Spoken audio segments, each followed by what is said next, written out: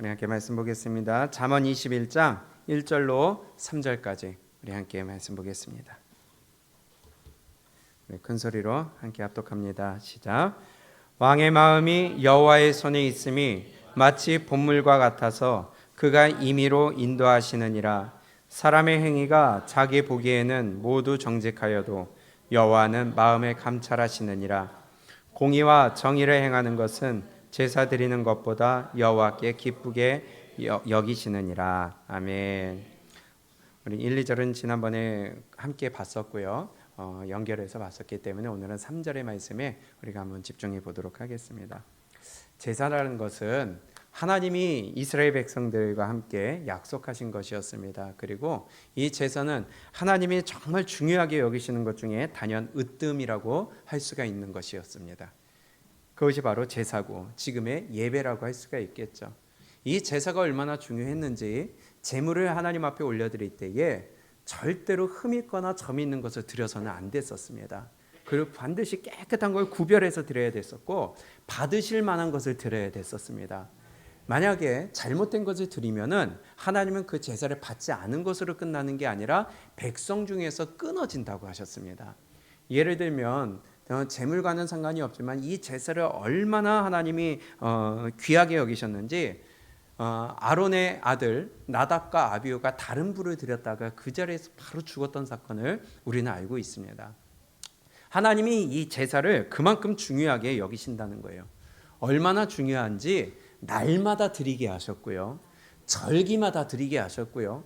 또 일주일 중에서도 때가 되면은 내가 어떠한 주님 앞에 나가야 될 일이 되면 반드시 이 제사가 있어야지만이 주님 앞에 나아갈 수 있을 정도로 하나님은 이 제사를 절대로 빠뜨릴 수 없는 것이고 이스라엘 백성들의 삶 가운데 빼놓을 수 없는 것이 바로 이 제사였습니다. 그만큼 중요한 것이거죠. 이 제사의 자리가 그만큼 엄중한 자리가 되는 것입니다. 이스라엘 백성들은 어디 가든지 제사를 드렸고요.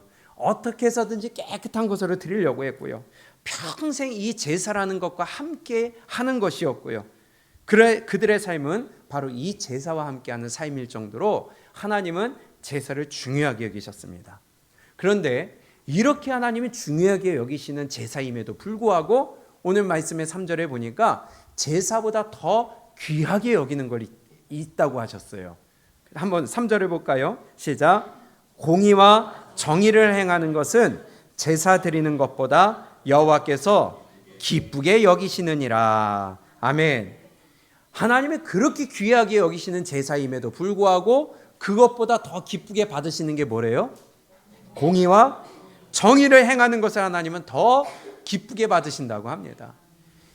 믿는 자들의 구원받은 자들의 그 삶과는 절대로 떼어놓을 수 없는 제사. 그런데 그것보다 더 기쁘게 받으신 게 뭐다? 공의를 행하고 정의를 행하는 것이래요. 이것이 바로 하나님의 말씀입니다. 하나님을 표현함에 있어서 공의로우신 하나님, 정의로우신 하나님, 이것은 너무나도 하나님을 표현하는 정확한 표현입니다. 성경에서 이 하나님을 뭐라고 하냐면 신명기 32장 4절에 그는 반석이시니 그가 하신 일이 완전하고 그의 모든 길이 정의롭고 진실하고 거짓이 없으신 하나님이시니 공의로우시고 바르시도다. 하나님은 공의로우시고 바르시고 거짓이 없으시고 진실하시고 정의로우신 분. 성경은 이렇게 말씀하고 있다는 거예요. 또요, 이사야 5장 16절에서는 오직 만군의 여호와는 정의로우심으로 높임을 받으시며 거룩하신 하나님은 공의로우심으로 거룩하다 일컬음을 받으시리니. 하나님은 정의롭고 공의롭고 진실하고 바르시고 그분은 구별이 없으시고 그분은 완전하시고, 왜냐? 그분은 이 세상을 창조하신 창조주시고요, 만유의 주이시며 그분은 만왕의 왕이시기 때문이에요. 전능하신 분이기 때문이에요. 저와 여러분들의 하나님은 바로 이런 분이십니다. 세상에서 많은 사람들이 정의를 외칩니다. 그러나 완전한 정의는 없어요. 맞습니까? 판사가 공의를 외치면서 결론을 냅니다. 그러나 완벽한 공의가 없어요. 사람이기 때문이에요. 그러나 하나님은 완벽한 정의, 완벽한 공의를 행하시는 분이시에요. 왜냐? 그분은 창조주십니다. 그분은 전능하신 분이십니다. 하나님 외에는 공의로우신 분도, 하나님 외에는 정의로우신 분도, 하나님 외에는 정확하게 판단하시는 분은 아무도 없다는 것입니다. 더불어서 예레미야 9장 24절에 자랑하는 자는 이것으로 자랑할지니 곧 명철하여 나를 아는 것과 나 여호와는 어떠한 여호와냐?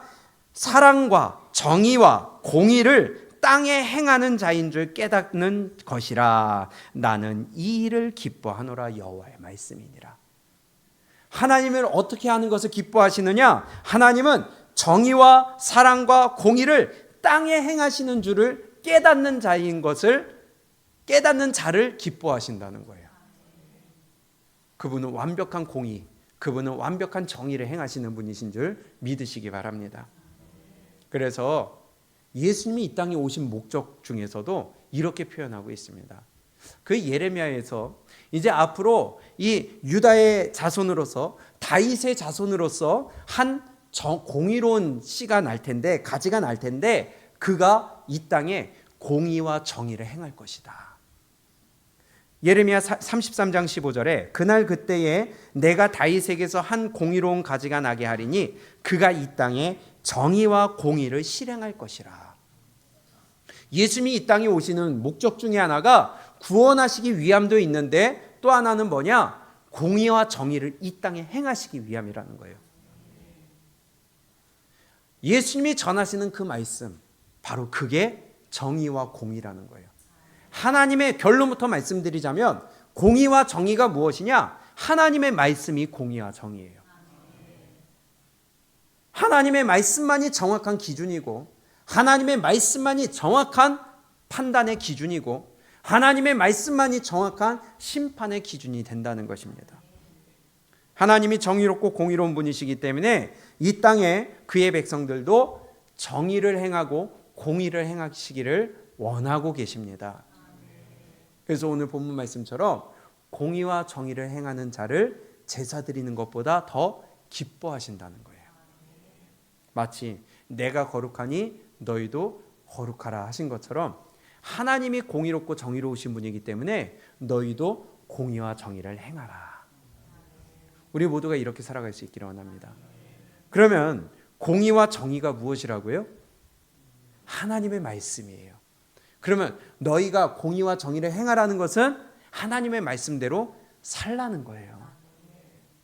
아무리 우리가 예배드리고 예배 빠지지 않고 기도 빠지지 않고 성경 열심히 읽고 아무리 이런 거 한다고 하더라도 하나님의 말씀대로 사는 삶이 없다면, 바꿔 얘기하면 공의와 정의를 행하지 않는다면 하나님은 제사 드리는 거 기뻐하지 않으신다는 말입니다.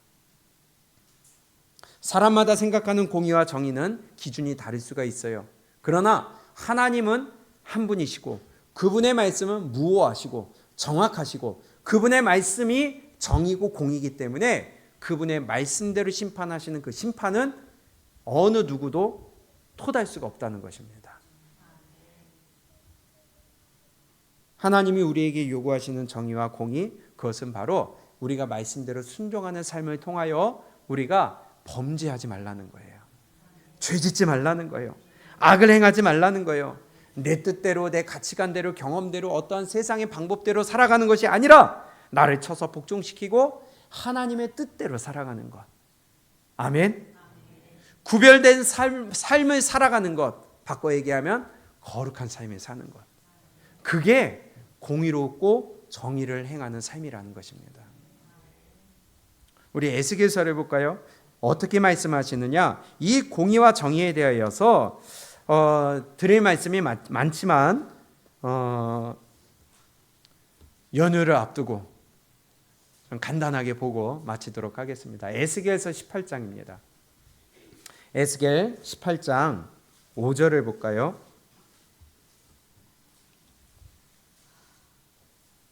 우리 함께 읽어봅니다. 시작. 사람이 만일 의로워서 정의와 공의를 따라 행하며, 자, 사람이 만일 어떻게 해서요? 의롭다는 게 뭐냐? 뭐예요? 정의와 공의를 행하는 거예요. 그 구체적인 내용들을 그 다음에 6절부터 이렇게 말씀합니다. 시작.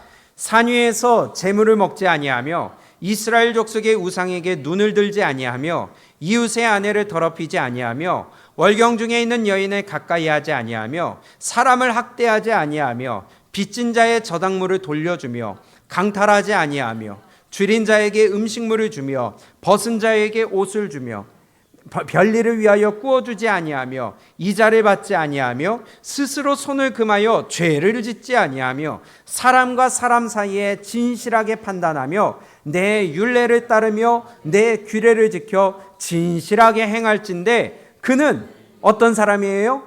의인이니 반드시 살리라. 누구의 말씀이에요? 주 여호와의 말씀이니라. 아멘. 이게 바로 공의와 정의라는 것입니다. 지금 그 공의와 정의에 대해서 하나님이 예를 들어서 말씀하신 게 6절부터 8절의 말씀이에요. 이걸 뭉뚱그려서 규례요, 법도요, 율례요, 하나님의 말씀이라는 것입니다. 바꿔 얘기하면 하나님의 말씀대로 우리가 순종하여 그 말씀이 드러나는 삶을 살고 하나님의 뜻이 나타나는 삶을 살아야 그것이 의를 행하는 것이고 그것이 공의와 정의를 행하는 것이지, 그렇지 아니하면 너희는 악을 행하는 것이다. 하나님이 그렇게 말씀하시고 계시는 것입니다. 다시 말해서 악을 행하지 않고 선을 따라 행하는 것, 그것이 정의를 행하고 공의를 따라 행하는 것이기 때문에 하나님은 제사 드리는 것보다 그것을 더 기뻐 받으신다는 거예요. 우리의 삶이 따라가야 된다는 거예요. 성경은 구약이나 신약이나 우리의 삶을 하나님의 말씀에 맞추도록 말씀하고 있어요. 그 말씀대로 살아내라고 하는 거예요. 우리가 머릿속으로 아무리 하나님의 말씀이 입력되어 있고 몇 장 몇 절에 뭐가 있고 하나님이 이렇게 말씀하셨고 우리가 완벽하게 해석을 하며 모든 것을 하나님의 뜻에 맞춰서 우리가 읽을 수 있다 할지라도 내가 그거대로 살지 아니하면 하나님은 기뻐 받으시지 않는다는 것입니다. 18장이 펴져 있는데요. 21절을 볼까요? 21절에 이렇게 말씀해요. 시작. 그러나 누가요? 악인이. 그러면 그 악인은 공의와 정의를 행하지 않은 사람이겠죠. 아까 9절에서 공의와 정의를 행한 사람을 가리켜서 그는 의인이니, 그런 공의와 정의를 행하지 않는 자는 악인이라는 거예요. 다시 21절부터 시작. 그러나 악인이 만일 그가 행한 모든 죄에서 돌이켜 떠나 내 모든 율례를 지키고 정의와 공의를 행하면 반드시 살고 죽지 아니할 것이라. 그 범죄한 것이 하나도 기억함이 되지 아니하리니 그가 행한 공의로 살리라. 아멘. 공의와 정의는 하나님의 말씀대로 살아가는 거예요. 구원받은 백성으로서 구원받은 자의 삶이 나타나야 된다는 거예요. 하나님의 백성으로서 하나님의 백성의 삶이 드러나야 된다는 거예요. 연휴가 시작이 됩니다. 가족들과 만납니다. 친지들과 만납니다. 많은 사람들과 만납니다. 그 자리에서 우리가 그리스도인의 삶이 나타나야 돼요. 본이 드러나야 돼요. 섬겨야 되고요. 내가 좀 희생해야 되고요. 쉽지는 않을 수 있어요. 그러나 그게 구원받은 자의 삶이라고. 그리고 그것을 하나님이 나와서 예배드리고 이 자리에 앉아서 기도하고 눈물을 흘리고 소리 지르는 것보다 그걸 더 기뻐하신다는 거예요. 26절에 볼까요? 에스겔 18장 26절 시작.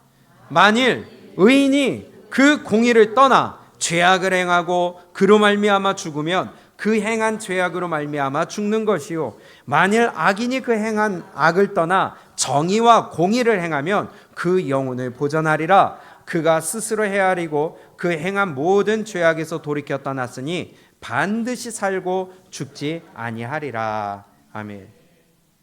이것이 우리의 삶이 되어야 될 줄로 믿습니다. 하나님의 공의와 정의, 하나님도 예수님도 이 땅에 공의와 정의를 행하기 위하여 오신다고 했는데 그것이 무엇이냐? 바로 우리를 구원하시지만 그 구원을 위하여 또 우리에게 주신 게 있다는 거예요. 말씀을 주시러 왔어요. 그리고 하나님은 변개치 않으시고 그 말씀대로 심판하시겠다는 겁니다. 자의로 심판하시는 게 아니에요. 너 내 마음에 들었어? 무조건 가. 너 내 마음에 안 들어? 아무리 잘했어도 가. 이게 아니라 하나님은 말씀하셨기 때문에 그 말씀대로 심판하시고, 그러기 때문에 그분의 심판은 정확하고, 그러기 때문에 그분은 정의롭고 공의로우신 분이라는 것이에요. 우리 29절에 이렇게 말씀합니다. 제가 읽어볼게요. 그런데 이스라엘 족속은 이르기를 주의 길이 어떠다고요? 공평하지 아니하다 하는도다. 이게 인간의 악한 모습이라는 겁니다. 자기가 기준이에요. 하나님의 말씀이 공이고, 하나님의 말씀이 정이고, 하나님의 말씀이 의가 돼야 되는데 다 지 마음대로, 내 마음에 안 들면 잘못된 거예요. 내 기분을 상하게 하면 잘못된 거예요. 그러면서 하나님이 잘못됐대요. 교회가 잘못됐대요. 말씀이 잘못됐대요. 아니요, 하나님이 잘못된 게 아니라 너희가 잘못됐느니라. 29절부터 한번 읽어봅니다. 시작. 그런데 이스라엘 족속은 이르기를 주의 길이 공평하지 아니하다 하는도다. 이스라엘 족속아, 나의 길이 어찌 공평하지 아니하냐? 너희 길이 공평하지 아니한 것 아니냐? 주 여호와의 말씀이니라. 이스라엘 족속아, 내가 너희 각 사람이 행한 대로 심판할지라. 너희는 돌이켜 회개하고 모든 죄에서 떠날지어다. 그리한즉 그것이 너희에게 죄악의 걸림돌이 되지 아니하리라. 아멘. 하나님이 잘못된 게 아니라, 하나님이 불공평한 게 아니라 우리가 길을 잘못 가는 거예요. 내 길이 편협된 거예요. 내 생각이 편협된 거예요. 인간의 생각은 완전할 수가 없고 완벽할 수가 없어요. 그래서 우리가 자꾸만 하나님의 말씀으로 나를 비춰보고, 내가 그 말씀 앞에 굴복해야 되고, 그 말씀으로 나를 쳐서 복종시켜야 되는 이유가, 하나님의 말씀은 정확하고 무오하며 그 말씀이 정의고 공이기 때문이라는 것입니다. 31절, 너희는 너희가 범한 모든 죄악을 버리고 마음과 영을 새롭게 할지어다. 이스라엘 족속아, 너희가 어찌하여 죽고자 하느냐. 우리 하나님이 공이심을, 하나님의 말씀이 정의심을 우리 바로 새기고 나를 하나님께로 맞출 수 있기를 축복합니다. 그게 하나님이세요. 하나님은 모든 사람이 다 생명 얻기를 원하시는 거예요. 모든 사람들이 다 천국 가기를 원하시는 거예요. 그러나 하나님도요, 공의로운 하나님, 정의로운 하나님이시기 때문에 말씀이 선포되어서 그 말씀대로 심판하실 수밖에 없다는 거예요. 하나님의 마음은 다 데리고 가고 싶어요. 그러나 하나님은 말씀을 주신 게 있기 때문에 그 말씀대로 심판하실 수밖에 없다는 거예요. 이게 진짜 공의로우신 하나님 아니에요? 다 데리고 가고 싶으니까 전능자라서 아무나 다 데리고 간다면 그건 공의로운 하나님이 아니죠. 정의로운 하나님이 아니죠. 진짜 정의롭고 공의로운 하나님은 말씀을 선포했기 때문에 선포한 말씀을 하나님조차도 변개치 않으시는 분. 그래서 우리가 그분을 믿을 만한 거 아니겠어요? 그래서 그분은 미쁘시다라고 하는 거예요. 미쁘시다라는 것은 이쁘다가 아니라 믿을 만하다는 거예요. 요한복음을 볼까요? 요한복음 12장 47절입니다.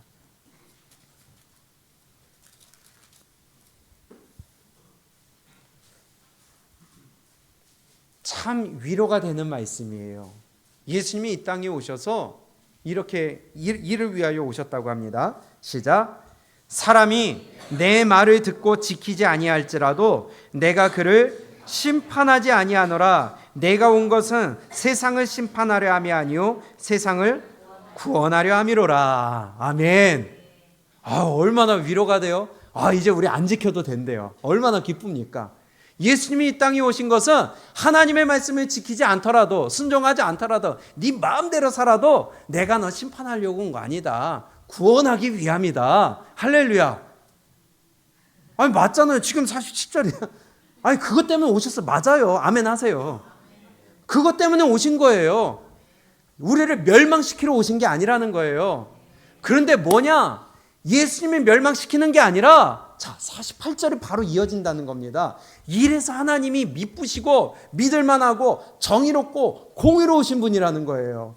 47절부터 다시 한번 시작. 사람이 내 말을 듣고 지키지 아니할지라도 내가 그를 심판하지 아니하노라. 내가 온 것은 세상을 심판하려 함이 아니요 세상을 구원하려 함이로라. 나를 저버리고 내 말을 받지 아니하는 자를 심판할 리가 있으니 곧 내가 그 한 말에 그 마지막 날에 그를 심판하리라. 아멘. 예수님은 이 땅에 뭐하러 오셨다고요? 구원하러 오셨어요. 멸망시키러 오신 게 아니에요. 심판하러 오신 게 아니에요. 다 구원하시기 위해 오셨어요. 그러나 그분이 오셔서 말씀을 주셨고 마지막 날에 뭐가요? 그 말씀이 심판하신다는 거예요. 이게 얼마나 정확하고 믿을만 하신 하나님이십니까? 이해가 안 되시나요? 전 여기서 얼마나 큰 하나님이 얼마나 믿을만 한지가 느껴지는데, 내가 너희를 심판하러 온 게 아니다. 죽이려고 온 게 아니다. 구원하기 위해 왔다. 그러나 내가 너에게 준 말씀, 그것이 생명이기 때문에 그걸 믿는 자는 천국 간다. 그러나 내가 그거 못 받고, 그렇기 때문에 하나님은 그 말씀대로 심판하시기 때문에 내가 어찌할 수가 없어. 그렇기 때문에 얼마나 믿을 만하고 공의롭고 정의로우신 분이에요. 아직 이해가 안 되시는지. 자, 47절 제가 읽어볼게요. 사람이 내 말을 듣고 지키지 아니할지라도 내가 그를 심판하지 아니하노라. 내가 온 것은 세상을 심판하려 함이 아니요 세상을 구원하려 함이로라. 그러나 나를 저버리고 내 말을 받지 아니하는 자를 심판할 리가 있으니 곧 내가 한 그 말이 마지막 날에 그를 심판하리라. 그러면 그 말씀은 내가 한 말 좀 믿고 따라와라. 이거 내가 변개야 못한다. 못 바꾼다. 그렇기 때문에 그분은 미쁘시고 그분은 의로우시고 공의로우시고 그분은 정의로우신 분이다. 정말 믿음 말한 분 아니게요. 이분이 우리가 믿는 하나님이시라는 거예요. 하나님은 구원받은 백성들이 하나님의 뜻대로 살기를 원하세요. 다 천국 가기를 원하세요. 그래서 그 귀한 생명의 말씀을 우리에게 주신 거라는 거예요. 그런데 그 말씀이 내 삶의 중심이 되지 아니하고 내 생각과 삶과 모든 중심은, 기준은 내가 되고 내가 내 삶을 살고 내가 내 인생을 산다면 그 삶은 하나님이 기뻐받지 안 받으실 뿐더러 그 제사를 아무리 드린다 할지라도, 예배 안 빠지고 나온다 할지라도, 기도 안 빠지고 한다 할지라도, 성경을 아무리 읽는다 할지라도, 아무리 내가 다른 하나님이 기뻐하실 만한 일을 한다 할지라도 내 삶이 하나님의 말씀에 따라가지 않는다면 그것은 헛된 제사가, 헛된 예배가, 헛된 모든 것이 된다는 것입니다. 그래서 오늘 본문 말씀처럼 공의와 정의를 행하는 것은 제사 드리는 것보다 여호와께서 기쁘게 여기시느니라. 이것이 오늘 우리에게 주시는 말씀입니다. 매주 예배 드리면 뭐예요? 시간마다 나오면 뭐예요? 봉사 열심히 하면 뭐예요? 그거보다 중요한 것은 우리가 한 주 동안 그 들은 말씀을 가지고 사는 게 더 중요한 거예요. 아무리 성경 읽으면 뭐예요? 그거보다 내가 읽고 깨달아 은혜 받은 것대로 오늘 하루를 살아내는 것이 더 중요하다는 거예요. 구원받았으면 구원받은 자의 삶을 살라는 것입니다. 내가 내 삶, 내 인생을 사는 게 아니라 나를 대신하여 죽으신 예수 그리스도를 위하여 사는 것이, 그것이 제사보다 더 기뻐 받으신다는 거예요. 하나님이 바라고 원하시는 것이 바로 이것이라는 거예요. 오히려 하나님은 뭐라고 하시느냐? 너희 그렇게 할 바에야 차라리 니들이 내 앞에 나오지 않았으면 좋겠다. 내가 지겹다. 니네 제사 안 받았으면 좋겠다. 성전문을 닫았으면 좋겠다. 우리가 알고 있다시피 제가 읽어드릴게요. 이사야 1장 12절 이하에 이렇게 말씀하시는 거예요. 너희가 내 앞에 보이러 오니 이것을 누가 너희에게 요구하였느냐? 내 마당만 밟을 뿐이니라. 헛된 재물을 다시 가져오지 말라. 분향은 내가 가증히 여기는 바요. 기도죠. 월삭과 안식일과 대회로 모이는 것도 그러하니 성회와 아울러 악을 행하는 것을 내가 견디지 못하겠노라. 절기를 맞이하여 주일마다 때마다 주님 앞에 나아봐야 하나님은 그것이 어떤 것이냐? 견디지 못하는 악을 행하는 것이래요. 하나님 앞에 나오는 것 자체가 악이래요. 내 마음이 너희의 월삭과 정한 절기를 싫어하나니 그것이 내게 무거운 짐이라 내가 지기에 곤비하였느니라. 너희가 손을 펼 때에 내가 내 눈을 너희에게서 가리고 너희가 많이 기도할지라도 내가 듣지 아니하리니 이는 너희의 손에 피가 가득함이니라. 죄가 가득해요. 우리의 말씀을 듣는 것보다 중요한 건 그 말씀을 듣고 내가 살아가는 게 중요한 겁니다. 순종하는 게 중요한 겁니다. 주님을 드러내는 삶이 중요한 거예요. 모양은 그리스도인의 옷을 입었지만 살아가는 모습은 그리스도의 모습이 아니라 잠시 벗어두고 나가고 밖에 나가서 다시 세상의 옷을 입는 거예요. 그래서 하나님이 하시는 말씀이 너희는 스스로 씻으며 스스로 깨끗하게 하여 내 목전에서 너희 악한 행실을 버리며 행악을 그치고 선행을 배우며 정의를 구하며 학대받는 자를 도와주며 고아를 위하여 신원하며 과부를 위하여 변호하라 하셨느니라. 너희 나가서 내가 원하는 대로 살아라. 가난한 자 도와줘라. 너희 죄를 씻어라. 선행을 배워라. 정의를 구해라. 학대받는 자를 도와줘라. 이것이 바로 하나님이 원하시는 것이라고 우리에게 말씀하고 있다는 거예요. 수요일입니다. 우리가 지난 주일날 말씀을 듣고 3일이 지났어요. 이 3일 동안에 우리의 삶이 어땠는지 한번 돌아보면 좋을 것 같습니다.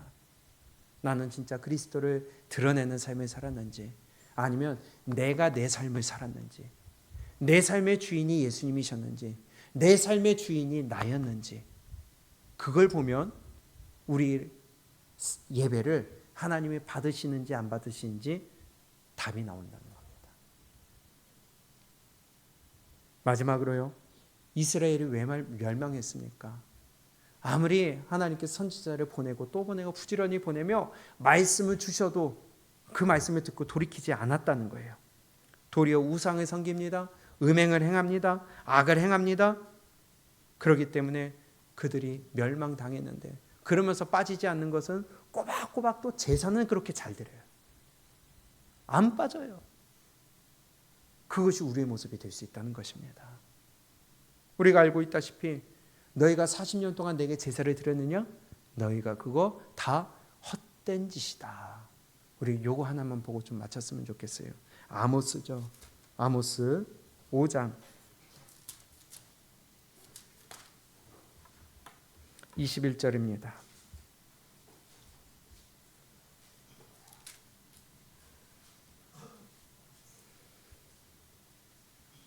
시작. 내가 너희 절기들을 미워하여 멸시하며 너희 성회들을 기뻐하지 아니하나니 너희가 내게 번제나 소제를 드릴지라도 내가 받지 아니할 것이요 너희의 살찐 희생의 화목제도 내가 돌아보지 아니하리라. 내 노랫소리를 내 앞에서 그칠지어다. 내 비파소리도 내가 듣지 아니하리라. 오직 정의를 물같이 공의를 마르지 않는 강같이 흐르게 할지어다. 아멘. 오직 정의를 어떻게 하라고요? 공의를, 우리 옛날 성경에서는 공법을 물같이, 그리고 정의를 하수와 같이 하라고 되어 있습니다. 무슨 말이냐? 공의와 정의, 하나님의 말씀이 가득 차게 너희 가운데 채우라는 거예요. 그것을 흘려보내라는 거예요. 근데 너희의 하는 것은 그렇지 않다는 겁니다. 25절, 이스라엘 족속아 너희가 40년 동안 광야에서 희생과 소제물을 내게 드렸느냐? 예배 드렸느냐? 이스라엘 백성들 하루도 안 빠지고 40년 동안 광야에서 그 어려운 길을 가면서도 안 빠지고 했던 게 제사였어요. 죽으니까. 그러나 너희가 내게 40년 동안 제사 드렸느냐? 26절, 너희가 너희 왕 식국과 기운과 너희 우상들과 너희가 너희를 위하여 만든 신들의 별 형상을 치고 가리라. 내가 너희를 다메섹 밖으로 사로잡혀 가게 하리라. 그의 이름이 만군의 하나님이라 불리는 여호와께서 말씀하셨느니라. 니네 예배 잘못 드렸다. 한 번도 안 빠지고 예배 드렸으나 그 광야 가운데 아침마다 기적을 봤음에도 불구하고 하나님과 상관없이 살아갔다는 거예요. 자기 삶을 살아갔다는 거예요. 하나님의 말씀을 주고 또 주고 옆에 사람이 자꾸 죽어나가는 걸 눈으로 보면서도 모세가 앞에서 말씀을 주는데도 불구하고 바위를 쳐서 물을 내주고 만나를 주고 별의별 짓을 다 보여주는데도 불구하고 그 삶 가운데는 하나님이 없었어요. 말씀이 없었어요. 다 지가 지 삶을 살아가는 거예요. 그러니 하루도 안 빠지고 드렸던 그 40일 동안의 제사가 하나님께 드린 게 아니라 누구에게 드렸다? 누구에게요? 우리 옛날 성경에는 마귀에게, 신명기 32장에서, 그리고 지금 우리 개역개정에서는 귀신에게.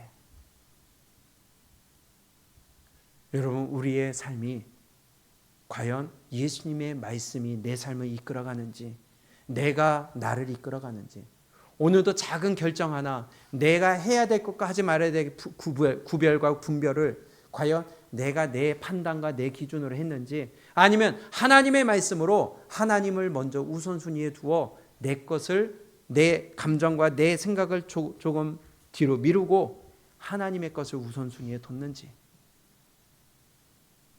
한번 돌아봤으면 좋겠습니다. 7절에 이렇게 말씀합니다. 아모스 5장 7절 시작. 정의를 쓴 쑥으로 바꾸며 공의를 땅에 던지는 자들아. 그들이 이스라엘 백성들입니다. 하나님의 정의와 공의를 행하는 것을 제사 드린 것보다 더 기쁘게 받으신다고 그랬는데 그 정의와 정의를 쓴 쑥으로 바꿨어요. 우리 옛날 성경에는 인진, 공의를 땅에 던져버려요. 패대기 쳐버려요. 바꿔 얘기하면 하나님의 말씀을 쓸모없는 것으로 만들었다는 거예요. 가치없이 생각했다는 거예요. 늘 하나님의 말씀을 내 삶 가운데 두고 그거대로 내가 살아가야 되는데 내가 먼저예요. 내 삶이 먼저예요. 내 필요가 먼저예요. 그것을 가리켜서 정의를 쓴 쑥으로 바꾸며, 쓰니까는 먹지도 않는 거예요. 하나님의 말씀을 안 먹어요. 뱉어내요. 그래 땅에 던지고 짓밟아 버려요. 오늘 하루를 시작하며 내가 오늘 하루를 지나며 하나님의 말씀이 내 삶의 중심이 아니라 내 생각과 내 편리와 내 감정과 내 생각이 항상 중심에 잡혀요. 그것이 바로 정의를 쓴 쑥으로 여기고 공의를 땅에 던져버리는 것과 뭐가 다르다는 거냐. 내 삶을 말씀대로 살아서 드리는 것, 그것이 하나님이 원하시는 진정한 예배라는 것입니다. 잘 알고 계시다시피 로마서 12장 1절에 그러므로 형제들아 내가 하나님의 모든 자비하심으로 너희를 권하노니 너희 몸을 하나님이 기뻐하시는 거룩한 산제사로 드리라. 이것이 너희의 드릴 영적 예배니라. 우리의 몸을 거룩한 산제사로 드려야 돼요. 그것을 하나님이 원하시는 제사라고 합니다. 영적 예배라고 합니다.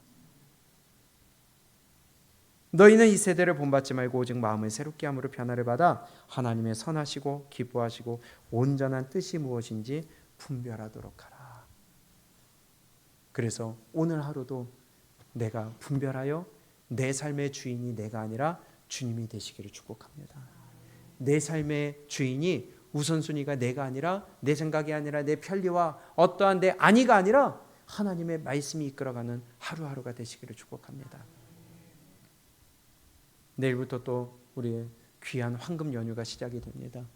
여러분들 계시는 곳에서 그리스도의 모습을 드러내시고 예수 그리스도의 향기를 드러내시며 하루하루를 여러분들 그냥 널브러져서 편안한 마음 가운데 TV와 함께 즐거운 프로그램과 함께 지내는 것도 좋지만 하지 말라는 게 아니라 그런 것도 필요해요. 그러나 우리의 정체성은 예수 그리스도의 자녀라는 거, 그것이 우리의 정체성이라는 거.